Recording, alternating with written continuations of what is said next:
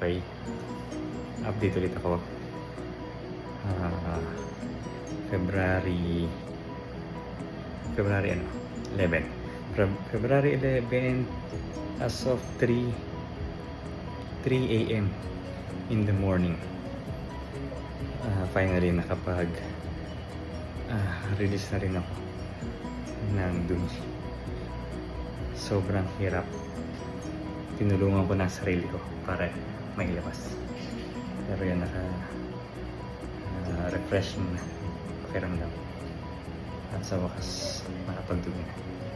So ayun, yun lang ang update ko at pinapainom ulit ako ng paracetamol by Jessie. So yun ulit ang ating update for today at hopefully makauwi na mamaya. Okay, thank you.